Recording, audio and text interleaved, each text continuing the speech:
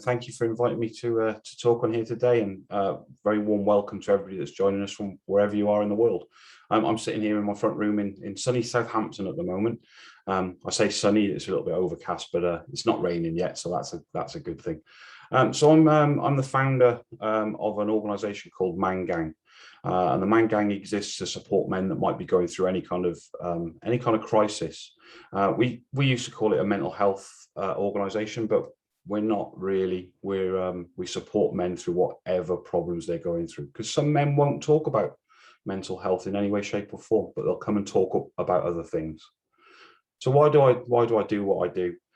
Well, I experienced a loss a few years ago, which kind of became the catalyst for everything that I do.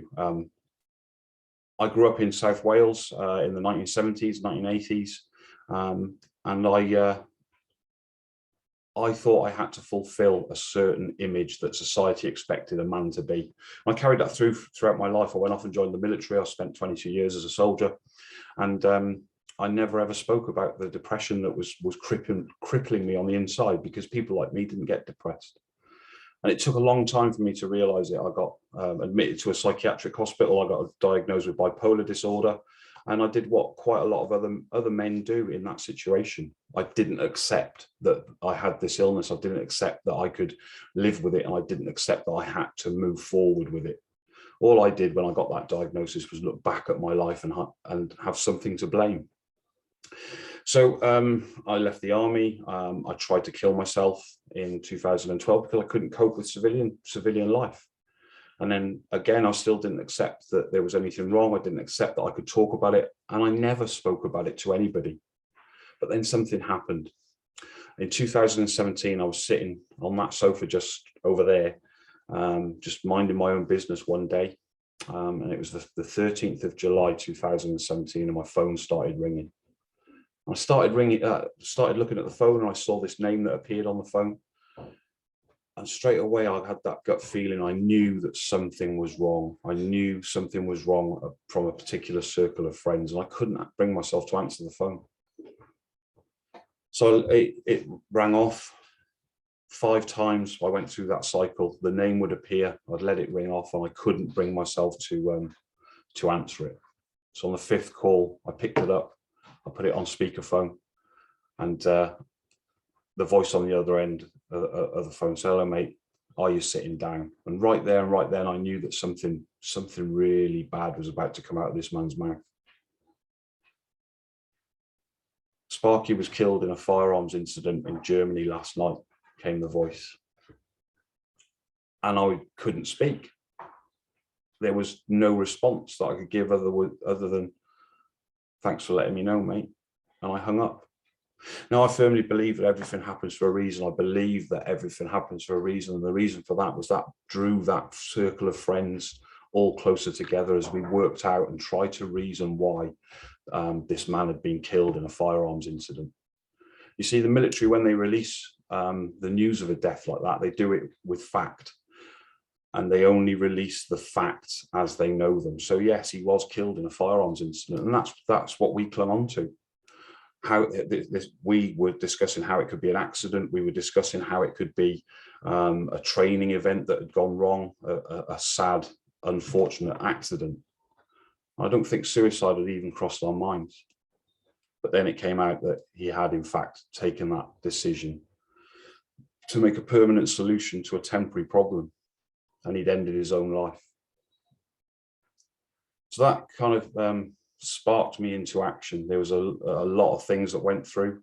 Earlier on that year, I'd started actually working on myself. I started accepting that I needed to work and think about tomorrow and not yesterday to move forward. And it had come at the right time, because what I took from my friend's death was that I was able to cope well with the emotions that were going through my mind. I was able to cope with them in almost a natural kind of progression. I was sad in the right places. And it got easier to live with as the days progressed. So everything happens for a reason, I suppose. But a few things happened when we went out to his funeral. We drove out to Germany, so there was about 600 people turned up at this man's funeral. And that was confusing for me. That was so confusing, how 600 odd people, how this man mattered so much to every single one of them, that they would drop whatever they were doing from wherever they were in the world to go and attend this funeral, to pay our last respects to him. And I remember the funeral being an emotional affair. And I was thinking, there was a lot of conversation on the way there. There was a lot of conversation in the long journeys that we had there. But there was some kind of catalyst moments that happened. One was during the church service. I was sitting there in this church service amongst all his friends and family, and I was crying my eyes out. I'm not scared. I'm not ashamed to admit that I was an emotional wreck. There was tears flowing down my face. There was snot coming out of my nose. I was a sweaty mess in this church. My mate Dunk, who I travelled across with, he put his hand on my shoulder during that time. And I heard him say, "Come on, mate, we can get through this." And he's absolutely right, because together we can get through whatever situations life throws at us. But I looked around at him to almost offer him my condolences and say, yeah, we can get through this. And I was expecting to see the same image that I was portraying to the rest of that congregation, one of a man showing emotion. And I looked at him, and the face that looked back at me there was no emotion there. There was certainly no tears. There may be the faintest quiver of a bottom lip as he was showing that little bit of emotion. And I looked around at the rest of the congregation, which was predominantly male, predominantly military. And I was the only one that was crying. And I remember thinking to myself that this is where the problem lies. We can express emotions that are socially acceptable. We can be angry, we can be sad, we can be happy. But if we're men, we're not allowed to cry. But if we love a man so much, as a friend, as a brother, as a colleague, as whatever, what's the shame in that? And I remember feeling really, really kind of confused. So we went down to the after the funeral service. This confusion kind of was embedded in me all day. Now, in the British military, they're absolutely famous within the UK for being able to celebrate every win and commiserate every loss, and they do it in the same kind of way. There's usually a beer or two involved. When you get 600 people turning up to celebrate a man's life, and it was a true celebration of a man's life, there was new friendships being made. There was little groups of people that knew each other. There was old friendships being rekindled. I remember standing off to one side and watching what was going on. And I could see groups of 6 or 7 people standing around, and they'd be chinking the beers, and the stories were starting. Do you remember this? Do you remember that? Do you remember when he did this? Do you remember when we did that? There was hugs, there was handshakes, there was tears, there was laughter. There were toasts, never above you, never below you, always alongside you. And I was so overwhelmed with this confusion, that there were 600 people that loved that man enough that they would drop everything they would do to go and pay their last respects to him in a country 100 miles away from where they were living, because they loved him, because they loved him like a brother. They loved him as a friend. And I couldn't understand for the life of me why that man felt he couldn't reach out to any single one of us and say, mate, I'm struggling. Because I know personally what I would have said. I wouldn't have told him to man up or toughen up or get through it or pull yourself together or any of those kind of toxic phrases that we tend to use in male society. I'd have jumped into whatever hole he found himself in, and I'd showed him the way out, because I found it. I've discovered it. I've found the way out of whatever problem that you've come across in life. And it's so simple. Yeah, it's so powerful. It's talking. But there's something that stops us, something that's equally as powerful, something that is a massive barrier to people, to anybody talking about what troubles them, for fear of being judged, for fear of being embarrassed, for fear of feeling worthless or ashamed, or even being judged as weak. There's 6 little letters. 6 little letters that on their own are truly insignificant, but when you combine them, they become this insurmountable barrier. 6 little tiny letters that don't really mean too much alone, but when they're put together, they become oh so powerful. Those 6 little letters: stigma. My mate didn't kill himself. Stigma killed my mate. Stigma. 6 little letters that not just kill my mate, they kill thousands of men like me every single day in the UK. They kill thousands upon thousands of people every single day across the world because they don't think they can turn to anybody because this barrier that society puts in the way. And for men, it's often judged as weakness to talk about their mental health, but actually the opposite is true. When I went back to work after having experienced all this stuff, I had an opportunity to start telling my story. And I remember standing in front of 20 men the first time I ever told my story.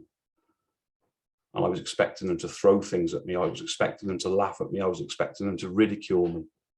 And I was that scared of all the ridicule I thought I was going to get, because that's what society says that is going to happen. I positioned myself at the door, ready to run away and go and hide from these men that I just told this story to. But it didn't happen. It didn't happen because what I'd done totally inadvertently was held a mirror up to every single one of those men. And I empowered them to compare themselves to my story, because they all took little pieces of it and they thought, well, if he can talk about it with his stereotypical male look with a giant beard and the bald head and the tattoos everywhere, then it's okay for me to talk about it.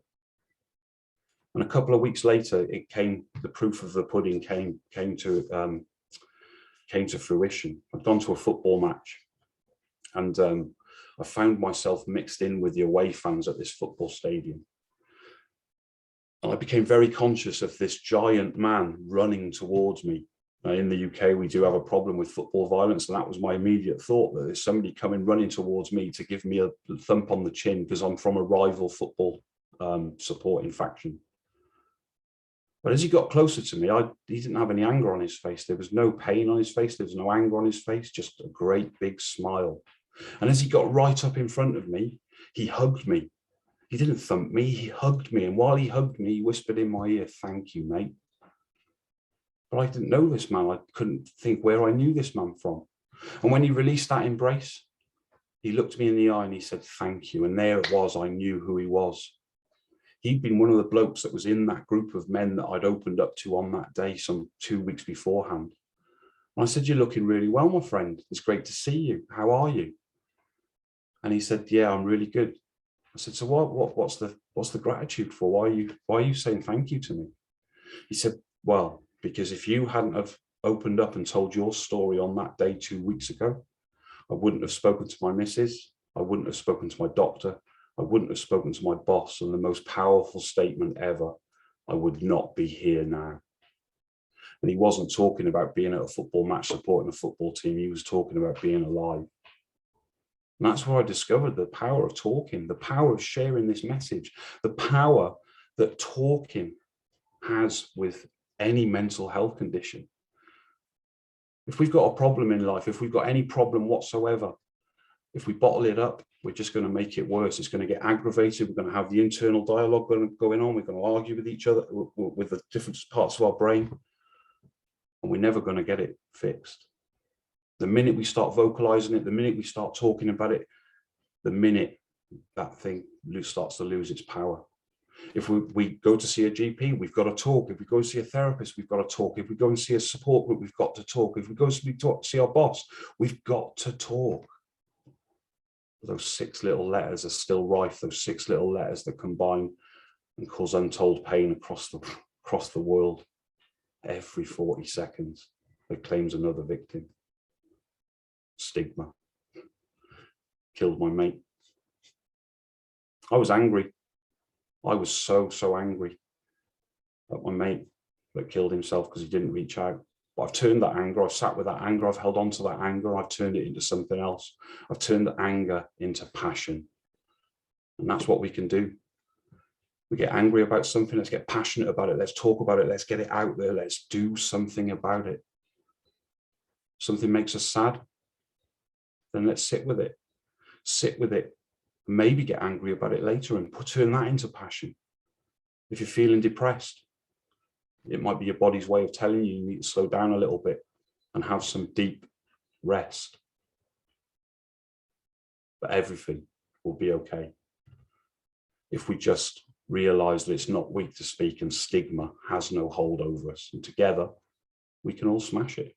Together we can beat suicide.